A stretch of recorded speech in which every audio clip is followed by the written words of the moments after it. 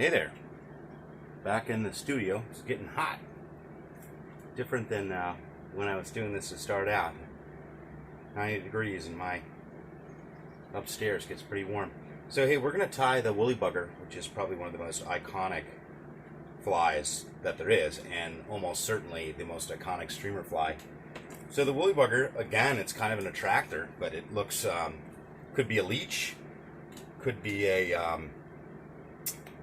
a bait fish, could be an aquatic worm, but for whatever reason, it catches fish anywhere and everywhere. So first of all, notice that I have a different size hook than the one we did last time. This one has a much longer kind of parallel top to it. This is a size 4, so it's a lot bigger than what we were doing when we had the Griffiths Gnat.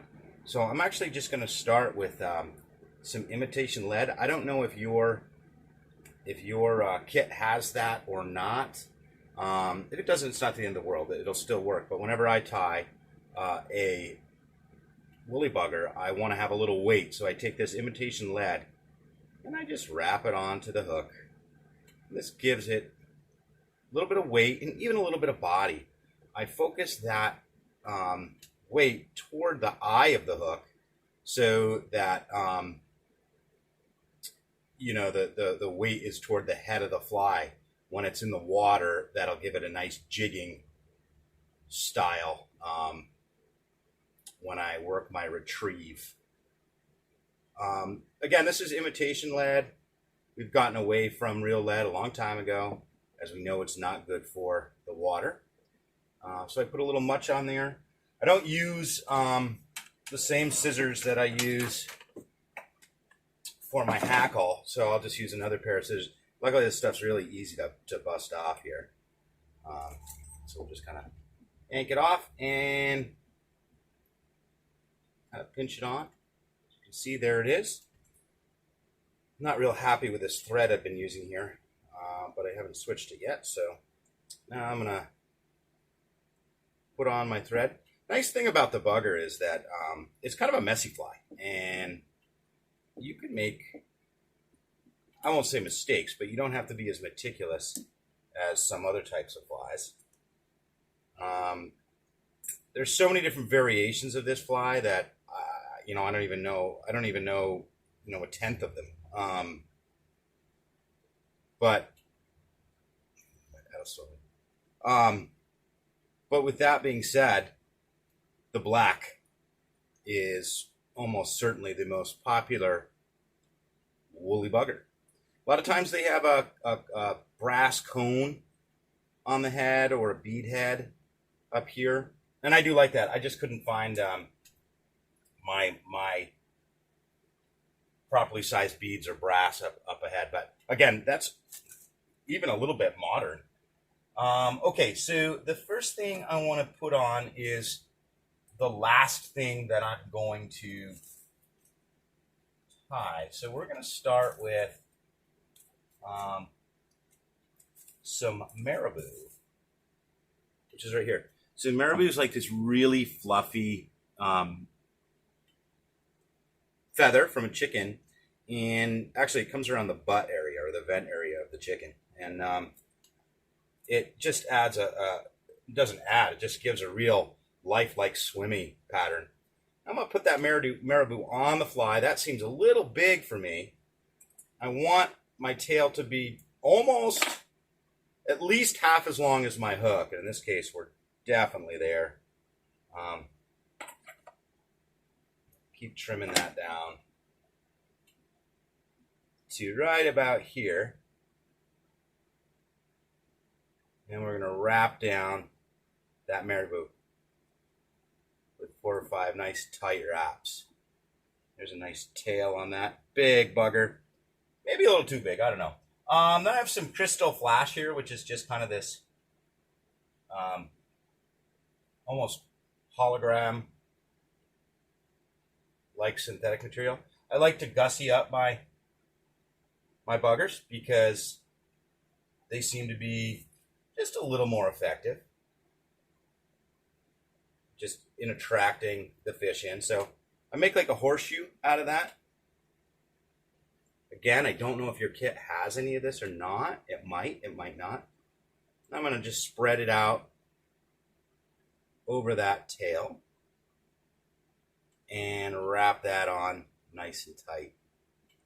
And then I can disperse that out, even though it's coming from really one stick, I can kind of catch it and disperse it out into the bugger. I'm going to start trimming it up now. There we go. Already I'm liking the way this fly is looking. I'm now going to take some oval tinsel. This is also just going to be to liven the fly up a little.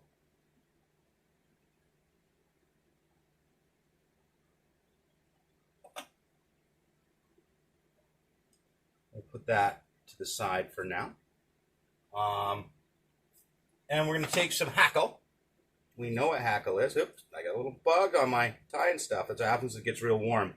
Unfortunately, bugs will come and raid your kit, eating your hackle. It's kind of a bummer.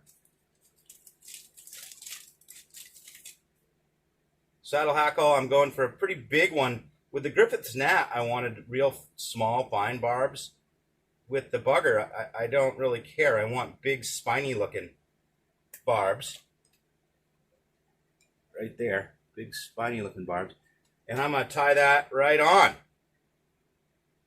We're going to have a lot going on off the back of this fly here in a minute. That's my hackle. Followed by Chanel, which is like pipe cleaner. And you have this in your kit, black pipe cleaner. Of course, you know, buggers come in all different colors. Olive is probably the second most popular. But they come in every color you can imagine. And every fly fisherman that knows what they're doing has got a couple buggers in their fly box at any given time, I promise. So I'm going to tie this on. Same idea, just real swift wraps. I do extend the butt almost all the way to the eye because it's going to give my fly a little more body as I move forward. So now, if I haven't messed anything up, I think I'm ready to start actually constructing the body of this fly. And I'm just going to leave my thread right at that no tie zone, that little space between the hook eye and the horizontal section of the hook.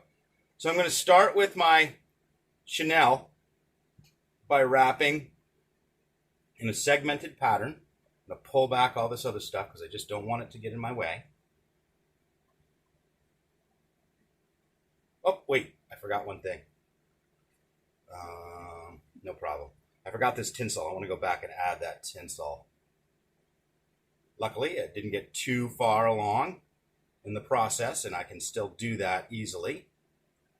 So wrap that tinsel down. Again, not necessary. And when you do this, you don't have to wrap the tinsel, have any tinsel at all. Still catch fish without it. I'm just going to clip that. There we go.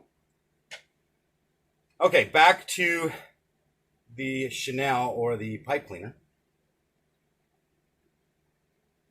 Wrap this down in a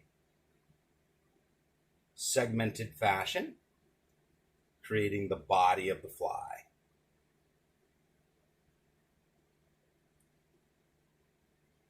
Nice big fly here. Don't have a ton of lead right there, but maybe I cut it a little short, but it'll all be fine. I'm going to wrap that down nice and tight. I think I'll start an actual head with my thread.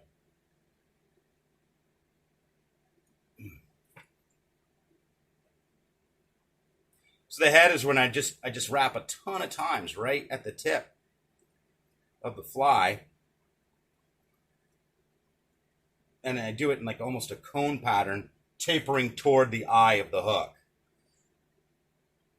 There we go. That looks nice. Very nice. Okay, now I'm going to take that French tinsel I told you about, or ribbing, and kind of run that down the fly at a diagonal segmented wrap, evenly spaced. Really do love doing this. I don't know why I don't do it more. I do know why, but one time I did it so much and I really got to get back into it.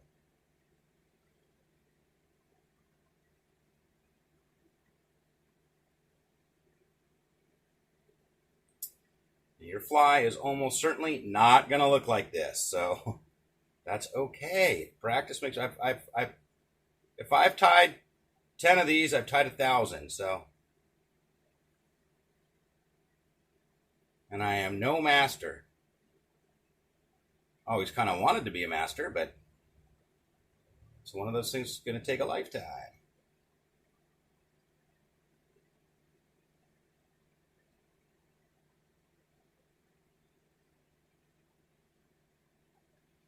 All right, nice segmentation there. Hopefully we're evenly spaced. Wrap that down. Stop that from swinging. Cut my excess. Continue working on my head. As I work on the head, that means that I'm tying down all that stuff even a little bit more secure.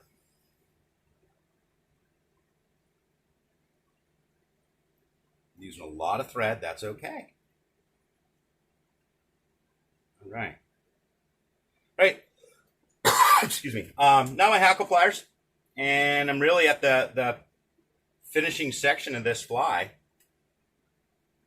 I do know a lot of people sometimes will put rubber legs on these or whatever, and it's awesome. It does help. So grab that hackle firmly and begin working a spiral.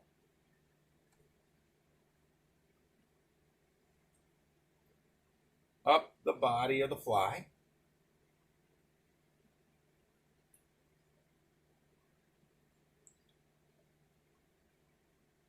Take the tail and just kind of, whoa, that's a nice looking bugger. Big one. This would be for really big trout or bass, smallmouth. I'm right there. I really don't want to go any further, so I'm just going to wrap. 2 wraps there.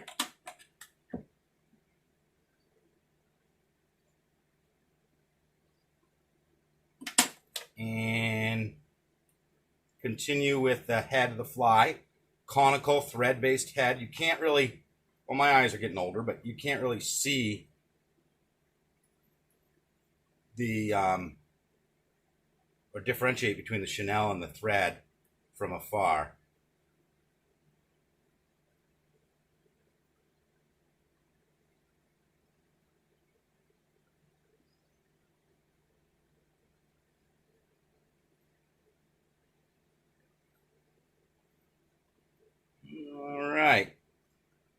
All right, now I'm going to just kind of trim it up a little. See this kind of excess hanging down here? I don't need that. We'll take that out. Come to the back. Some people like to leave it natural. I think I probably do. In other words, you don't trim the butt. But in this case, I think my tail is a little long, so I am going to trim it. It won't affect it that bad.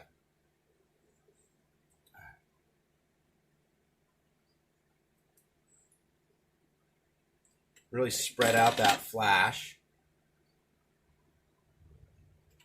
Probably could have done a better job distributing the flash in the back, but I still like it. I really do think it's a good looking fly.